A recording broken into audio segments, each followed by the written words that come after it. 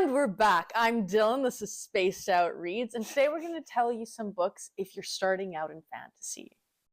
Yeah, spot on. This is Marsha. She's back on the channel, and today we're recommending more books.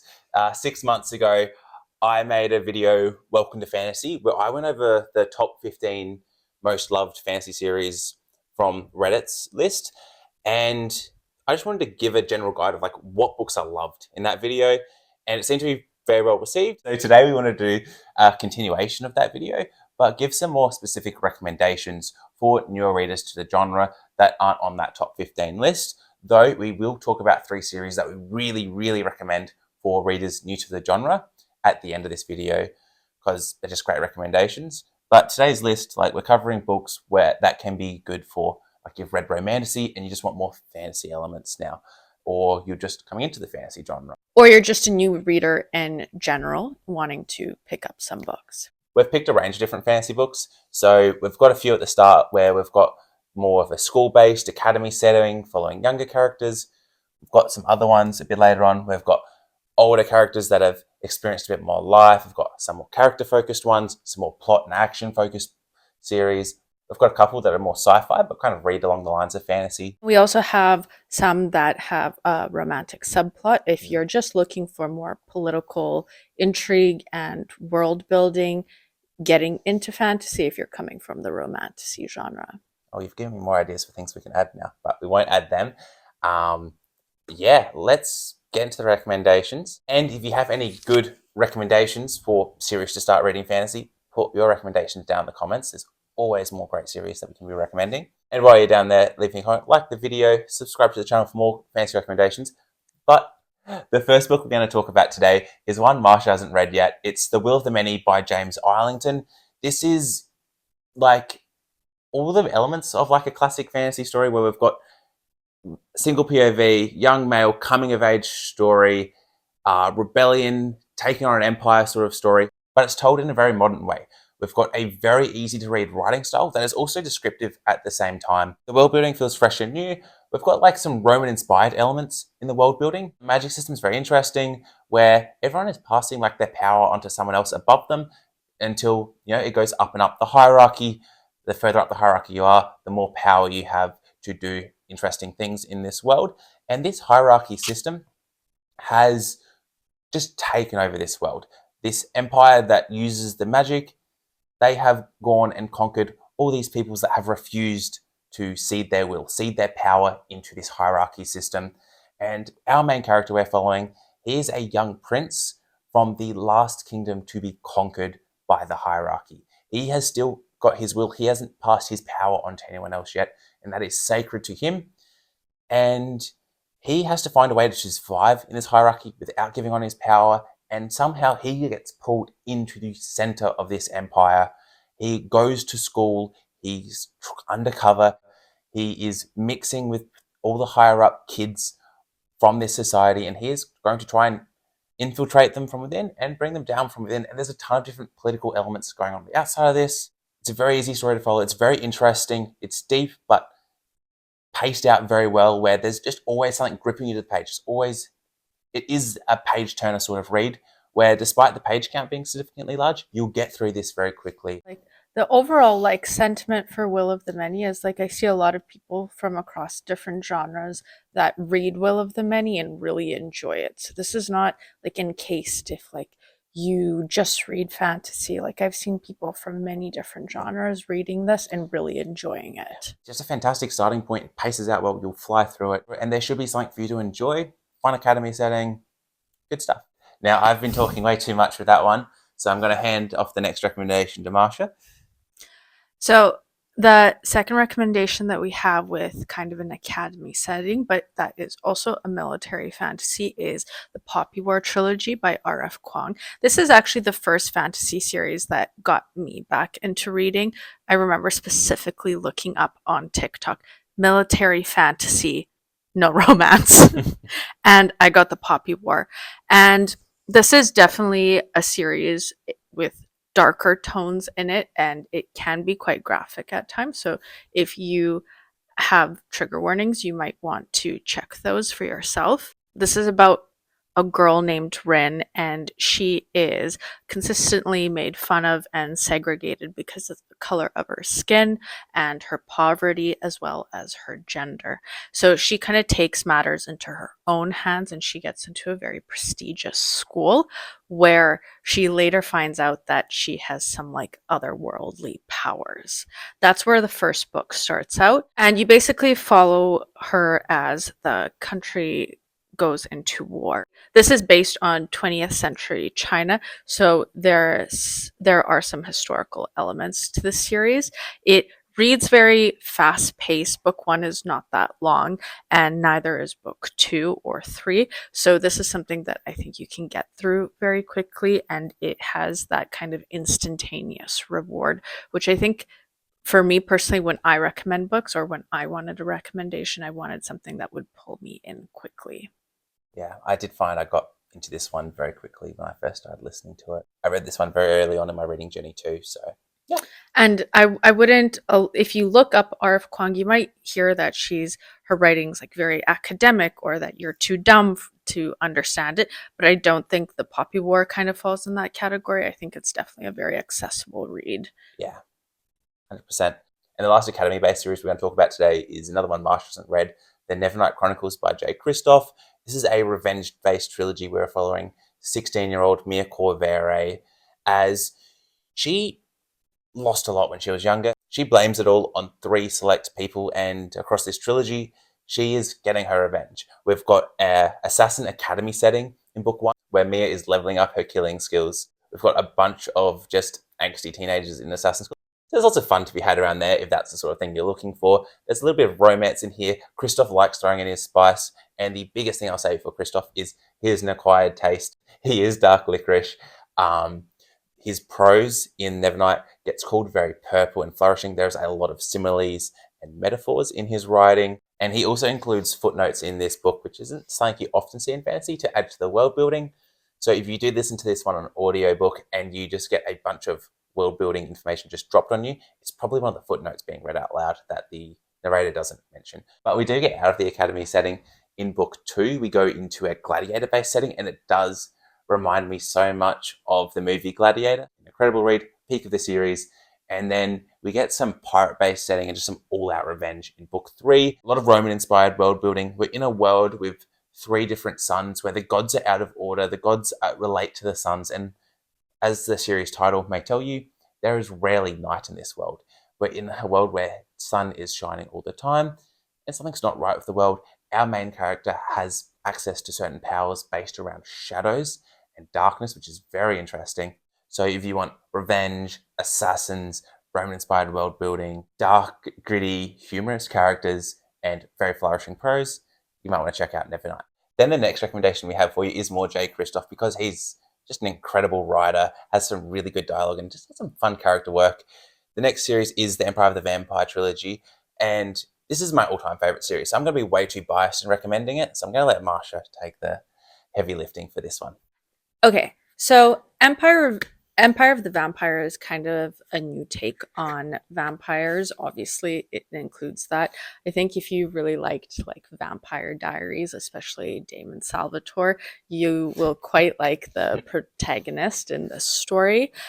This is a story in a story. So we start off with the main protagonist already in prison. So he's kind of telling the story of how he got there in an exchange with his, what is it called? Captor, historian. Captor. So the world has basically gone to ash. We do not have sunlight, and you've had like 3 decades of vampires waging war against humanity. And Gabriel is part of the brotherhood called the Silver Saints, which basically war against the vampires. You also have vampires in a hierarchical system. So you have like very low vampires who don't really have a brain, and you have the very high vampires who are basically ruling this world and have their own political plays and systems. Unlike Nevernight, which I obviously haven't read, I don't think that the prose in here is overly flowery. Yeah. The humor is a big comedic relief. because the setting is quite grim and it's quite dark, and Christoph tends not to leave anything off page. So you will go through a lot of the emotions and scenes that are depicted in a place like this that you would expect that's dark. Um, you will get that in like graphic terms, but the comedic relief is actually quite funny. Sometimes it's crude at times and it's meant to be, but it I didn't expect it, so it came off and it was a very good balance.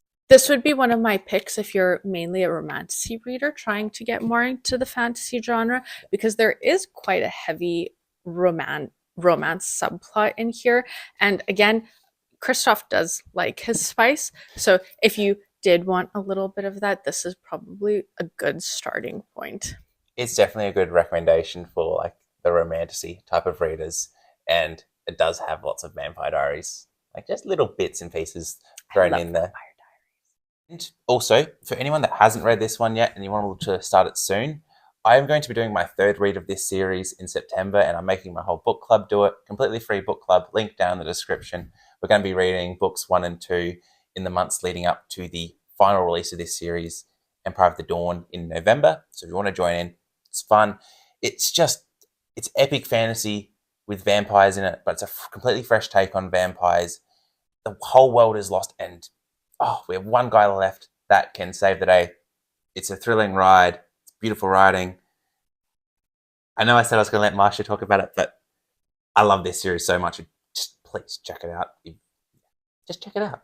But next, we have one that Marsha just finished reading recently, The Children of Gods and Fighting Men, Book 1 of the Gale Song Saga by Shauna Lawless, where Vikings are trying to set a foothold in Ireland and conquer Ireland. The Viking kingdoms are warring against themselves, but also against the Vikings. And we have two main POVs in this series, two mothers that come from fantasy races. But these races of fantasy beings are inspired by Irish mythology. So we don't just get fantasy thrown into a historical setting, we get Irish mythology thrown into an Irish historical fantasy setting, which is really nice. John's done a really good job with the characters here.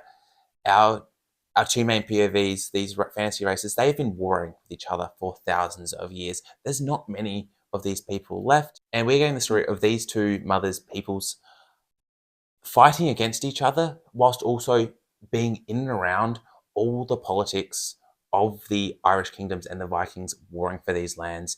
It's a character focused story that also shows us some history and some really good Irish mythology, some interesting magics. And what else would you include for this one?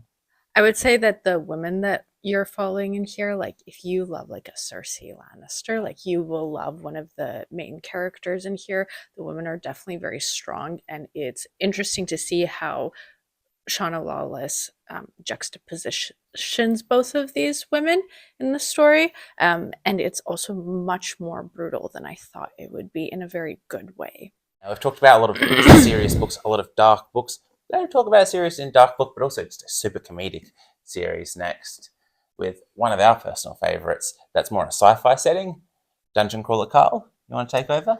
Dungeon Crawler Carl basically is a lit RPG. And if you don't know what a lit RPG, it's basically literary like role playing game. So if you love video games, you might like this, but you don't have to either.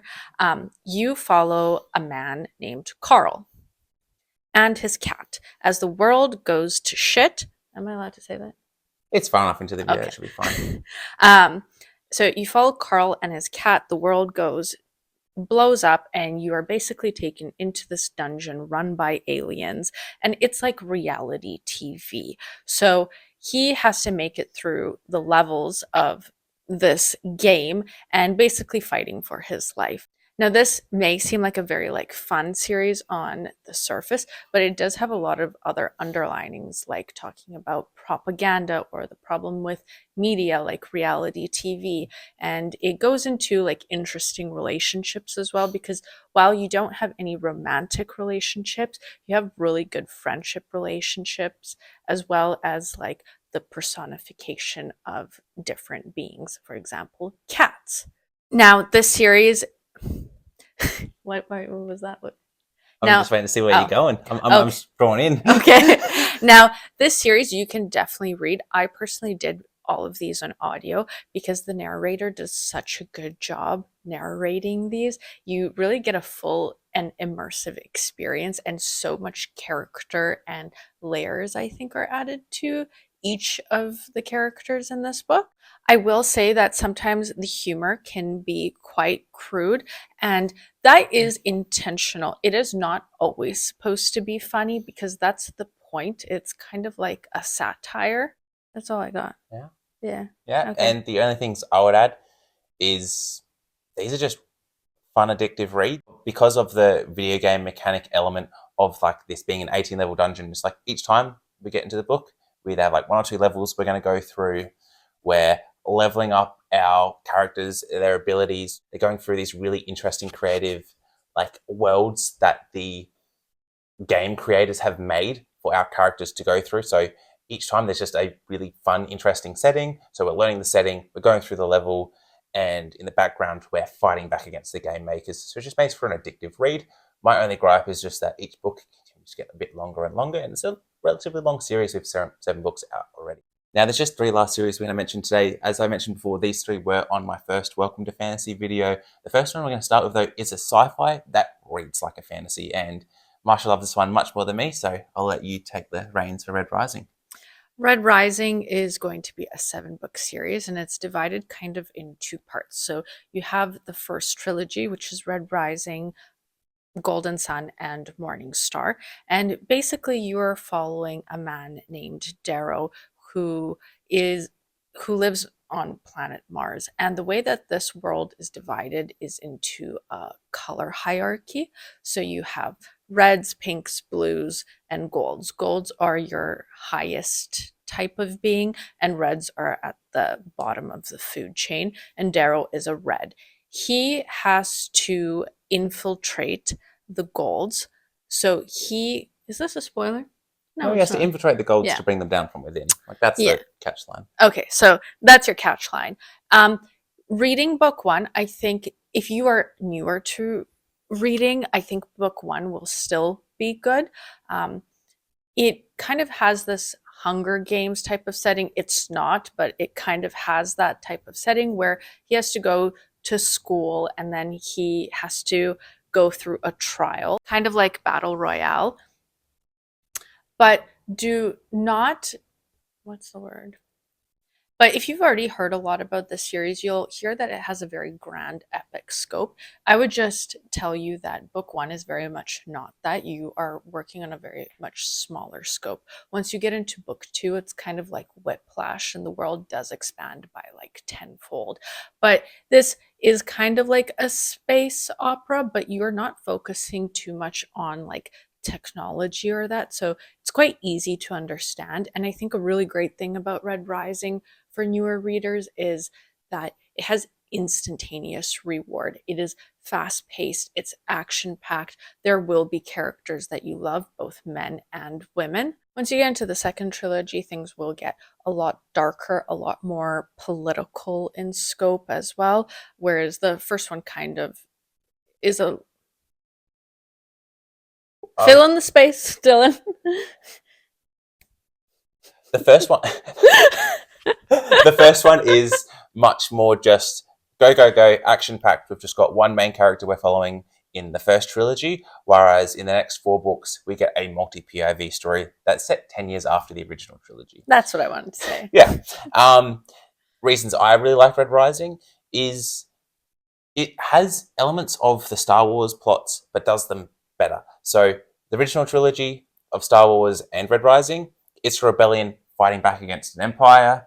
Then in the second part of Red Rising, in those next 4 books, we get to see our characters trying to build up a new empire, trying to face the issues of building up a new government system that they think is better, that they think works better, but also fighting back against the remnants of the rest of the empire.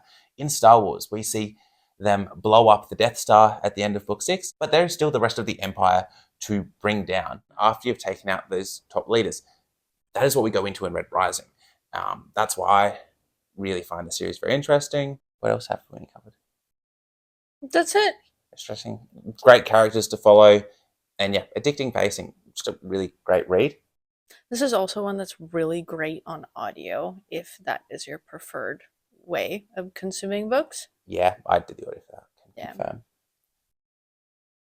You want to take over for Greenbone? Yeah, I can do Greenbone. So, So the next recommendation is the Greenbone Saga. So if you're looking for something not as fantastical, this might be for you because it doesn't have huge fantasy elements and it's also an urban setting. So your main magic system is jade, which can only be mined on one certain country. You are following two clans, and they are basically vying for power, both territorial and political and economic. You are going to follow families across multi generations, so you really feel like you're with these characters for a very long time. This looks at themes of like loyalty, betrayal, family dynamics, generational trauma. It really focuses on the politics side of clans more so than like the action side, I would say. So if you liked something like The Godfather and you mixed it in with Peaky Blinders and then that movie called Limitless where they take this like little pill for powers, if you just change that out for Jade, that's basically what you get with the Green Bone setting. yeah, I did really find this one very easy to read. Good intro book. Um, Everything made sense because it is a lot more of a modern setting where you can relate to our world very easily. But the political element, and then I really loved the last book in this series where we cover a lot more time. So we get to see the political and economic moves our clans are making play out where, oh, they're starting to invest in this industry and they see that rise. And we get to see the power get handed down from father to son and along those lines. And that very interesting. And yeah, it's just a very solid read, a very good place to start reading fantasy. And the last recommendation, I'm going to take over fully for this one because somehow you haven't read this one yet, No. which is ridiculous because we're talking about the First Law trilogy by Joe Abercrombie, which has just some of the best characters in all of fantasy. Joe just does character work at its finest. He'll write a character that continues to just mess up, and you'll constantly be cheering for them to make the right decision, despite them never making the right decision. That's one big theme in First Law is just people are who they are. They can try to change, but they typically end up back where they are. Obviously, some change throughout the series, which is very interesting, and you invest in seeing who those characters are. Now, circling back, who is this for? What is it about? First Law is for those of you that watched the Game of Thrones and thought it was incredible. Now, if you're wanting the dragons from Game of Thrones, they're not here. This is much more closer to Earth than anything fantastical. There are fantastical elements thrown in there, but most of our characters don't have access to powers or certain abilities. They are just everyday people. They are warriors. They are pompous lordlings that have been spoiled their entire lives and just need a good kick in the face. They are people that have had to fight, scratch, and claw for every like scrap of food they can get. It's a really gritty, down the earth like fantasy story. It takes a classic like fantasy like coming of age chosen one story, but just turns every trope on its head and just goes in a different way to you'd expect. It's Joe trying to subvert all the classic fantasy series that he grew up reading. It's known as a grimdark series, meaning it just feels a little bit darker. It feels like there's a little less hope than some other fantasy reads. It's political, it's character focused. The first book often gets described as lacking any plot. I completely disagree. I love the Blade itself, but it meanders a little bit to get to the plot where we're getting the lay of the land for the politics for a country that is set to fall apart from within, but it's also getting attacked from the outside. So it needs to get its shit together so they can fight back against enemies from the outside, whilst there's all this scheming going on for, while there's all this scheming and vying for power going on within the kingdom we're mostly following in this series. It's an incredible series. It's 9 books broken up into 2 trilogies with 3 standalones in between the 2 trilogies. The last trilogy, The Age of Madness, is my favorite, and it has some Industrial Revolution elements thrown in there. And lastly, in editing, we realized that we had a list of 9. So why would we stop there? Why not add one more so then we can make a nice, catchy top 10 thumbnail? So, in the spirit of getting started reading fantasy and where to start reading fantasy recommendations, read a series that you've watched an adaptation of before. Whether you watched a Game of Thrones and loved it, whether you watched the awful, awful Aragon movie and had a good time with it, or you read a Harry Potter, read the book that it's based off of. that's a great starting point. You already have an idea for the world building, who the characters are, so it's a fantastic starting point for getting into fantasy, getting into reading. If you've already got a previously established connection to a certain series, get into it. You know the books are going to be better. Like there's just more to sink your teeth into and enjoy, and you can see what the author of the series intended rather than the directors and the producers. But yeah, they are our recommendations. Thank you so much for watching. I'll link all of Marsha's pages and stuff down in the description. Have a great day.